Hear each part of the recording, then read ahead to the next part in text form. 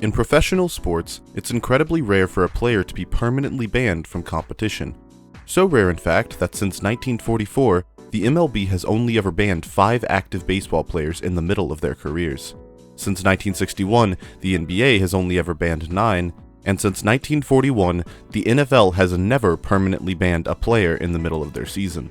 These leagues have lasted through decades upon decades of history, and yet, permanent bans just aren't very common. However, the world of professional sports is very different from the world of esports.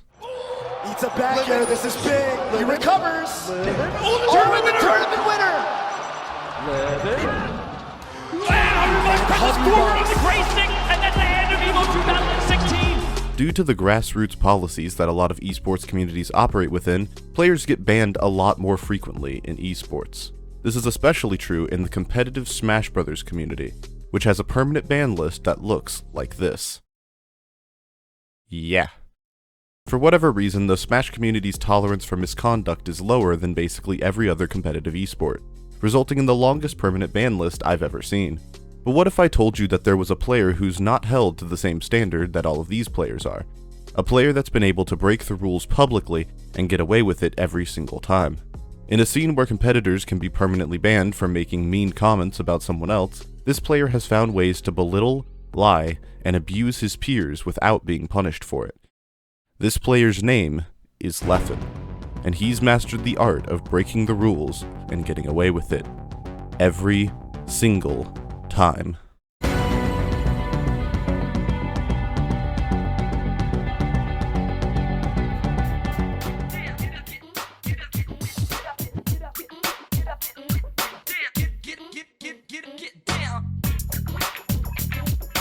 Leffen is a fighting game player who got his start in 2010 playing competitive Super Smash Bros. Melee in his home country of Sweden. From his very start in the Swedish Smash community, he would quickly develop a reputation for being rude and unsportsmanlike. Leffen was something of a toxicity speedrunner. Within just his first 3 years of competition, Leffen would use lies to intentionally manipulate Smash players into disliking each other, bully a fellow Smash player for his hearing disability, spread disinformation about a player doing illegal drugs, physically assault a player by intentionally sliding a chair into their legs, go out of his way to intentionally discourage newer players from playing Melee, out a player's private mental health diagnosis on the internet while making fun of them for it, and a whole lot more bullying sprinkled throughout for good measure. If you can believe it, this conduct resulted in Leffen being banned for the entirety of 2013 from Swedish competition.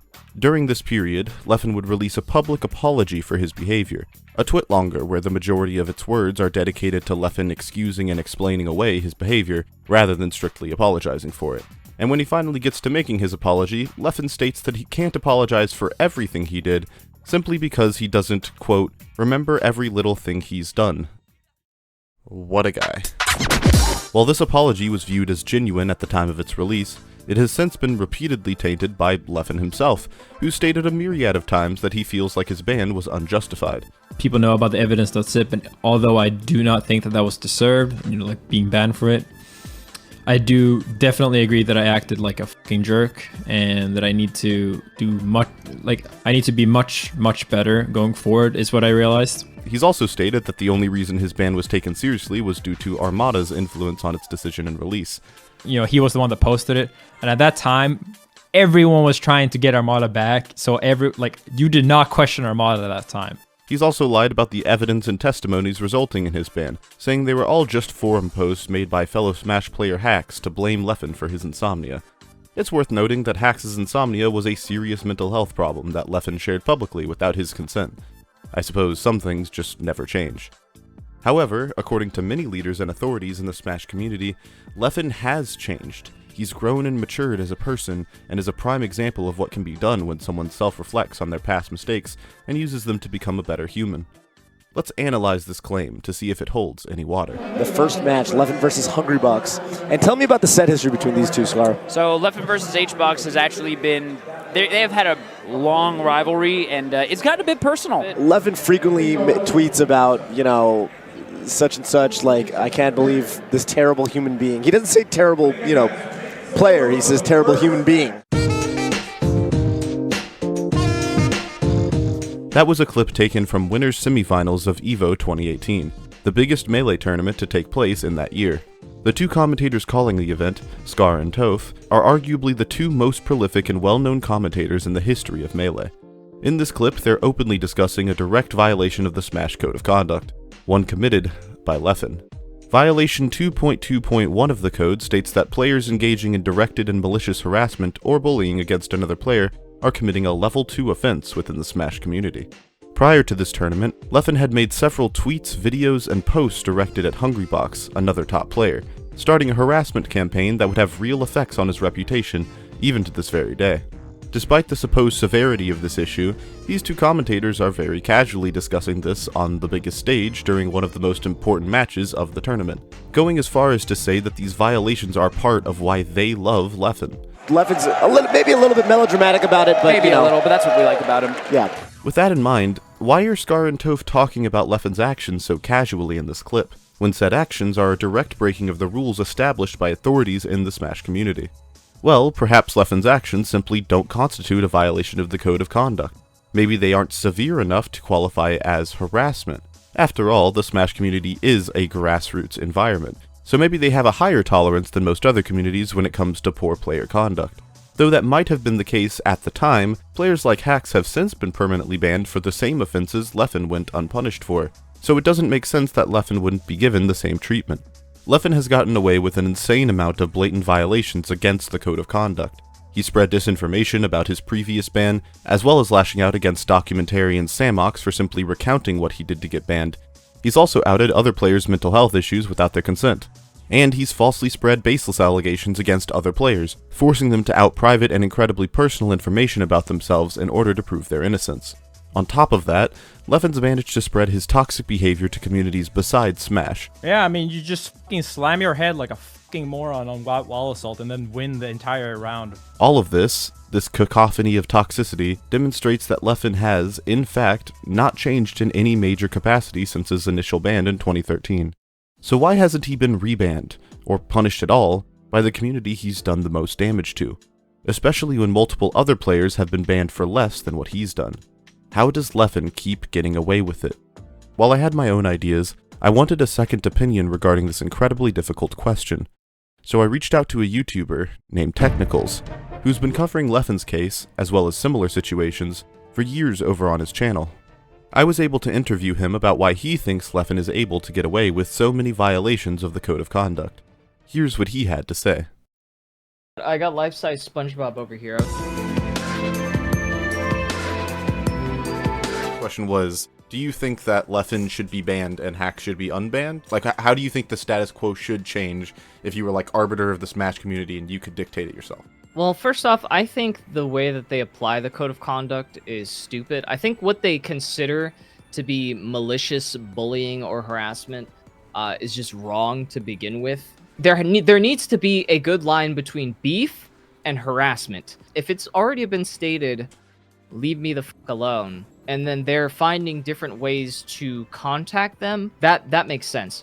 A YouTube video critiquing them should not be grounds for a permanent ban for life. I don't think Leffen should be banned because Leffen is a heel. He is a heel, and I think that he could be beneficial to the community by giving everyone a good guy to hate, because I do believe in redemption. I do believe, people can become better through experience and change. But if you keep enabling this guy, ban all of his ops, it's not how this works. So I think less bans is better. Fight together, fight for each other, not fight against each other. That doesn't make any sense. That's not how you build a community. That's not how, longevity works. But we can both agree that as the Code of Conduct rules have been enforced, Leffen has broke them? As in, Yes. Okay. Yeah, objectively, he has broken the rules. Why do you think Leffen is able to get away with it? What about Leffen specifically allows him to basically get a free pass to do whatever he wants? He's got old reliable. Anything bad happens to him, oh yeah, he's getting harassed so bad, he's getting death threats.